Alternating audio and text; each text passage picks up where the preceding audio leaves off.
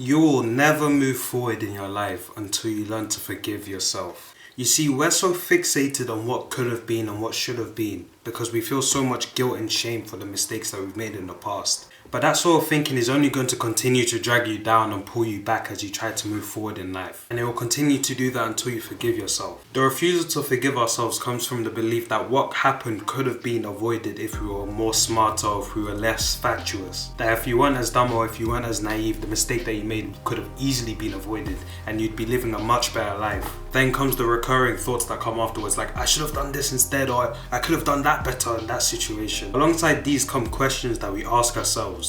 Why couldn't I be more disciplined? Why was I so naive?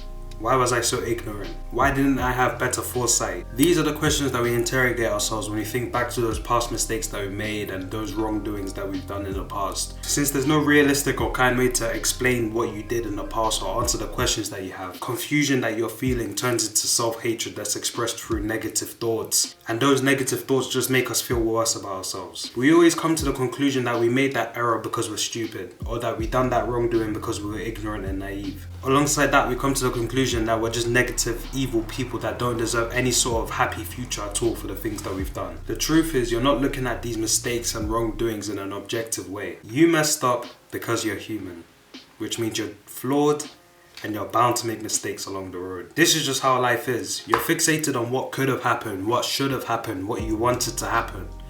But that's not how life works. In order to forgive yourself, you need to redeem yourself. Now, you've seen all of these TV shows and films where the character starts off initially as like this angry, immature person that's done a lot of wrong and that's made a lot of mistakes. But throughout the movie, they have sort of a redemption arc and they redeem themselves by doing things. And then there's the climax of the film. And by the end of the film, you're looking at them and it's like, this is a whole new character I'm looking at right here.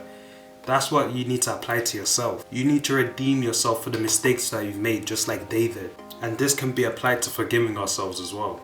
If you've treated someone terribly in the past, move forward treating everyone more kindly and more gentler, so people can see that you're actually becoming a good person. If you failed something or someone because you are naive and ignorant, make it your mission to become smarter and more intelligent, more wise, so that you are more prepared for next time. Once you've redeemed yourself and you're actually seeing how you were in the past compared to how you are now, those painful memories of the mistakes that you made and the wrong that you've done just fade from your memory. You start thinking about them way less. You'll find that coming to terms with forgiving yourself is something that you can actually start doing. As a kid, one of the reasons why I was so quiet and I didn't talk much was because I struggled to articulate my words or articulate my thoughts into sentences to actually speak to people. I could think of what I wanted to say, but I couldn't actually say it properly without sounding like I was talking nonsense or waffling or just sounding like an idiot. In fact, one time in biology class when I was 14 years old, so this was around year 9, year 10. I remember the teacher was asking us a question, something to do with blood cells or whatever, and he wanted us to explain how he got to the answer of the question. Like, you know when teachers ask you,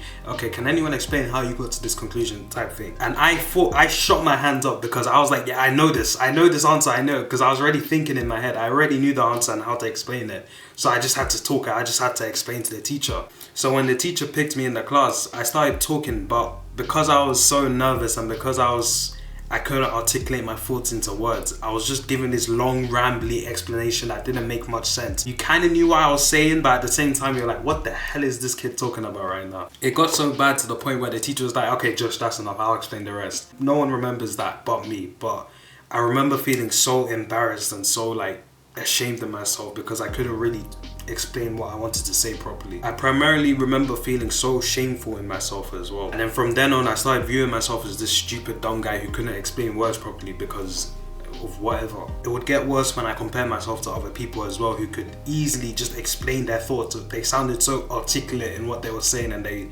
sounded like they knew what they were saying, which made me feel self-conscious about myself and put myself down even more. So as I grew more, I started looking back on myself from the past who made these mistakes and talking. I was like, you're an idiot. You're so stupid. You're so dumb. Stupid. You're a donut. You're pretty much stupid. Like, I was so hateful towards my old self because even though I still had the same issue, I was still hateful towards my old self for having that issue in the first place. Like, if you didn't do that mistake, then I'd have a better life right now. Eventually, when I decided to stop beating myself up and I actually figured out how to talk better, I came to the realization that I was never a stupid or dumb person.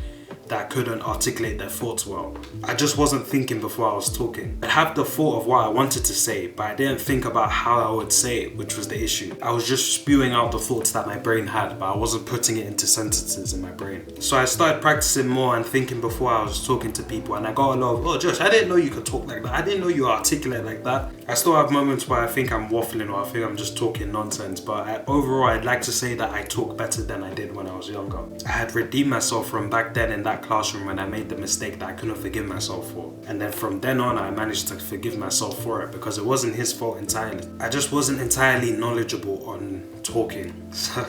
So I couldn't really talk properly. You need to ask yourself right now what would be best for you in this current moment in time. Continuing to hold this guilt and shame over your head for the things that you've done in the past, or moving forward and redeeming yourself so that you can eventually forgive yourself for what you've done. Because not forgiving yourself can be very damaging to yourself and the people around you. As you saw from my story, I went through years thinking I was a complete idiot. A level of regret is helpful, yes, because it makes you more aware of what you've done in the past so you don't repeat it again. And it also proves that you're human because you feel bad for what you've done. But self-hatred and continuing to hold it over your head isn't going to help you at all. Just because you've wronged someone in the past doesn't mean that you don't deserve a good future. We may be flawed and we may have hurt people in the past and made mistakes, but it doesn't mean we're the bad guy here. It simply confirms that we're human.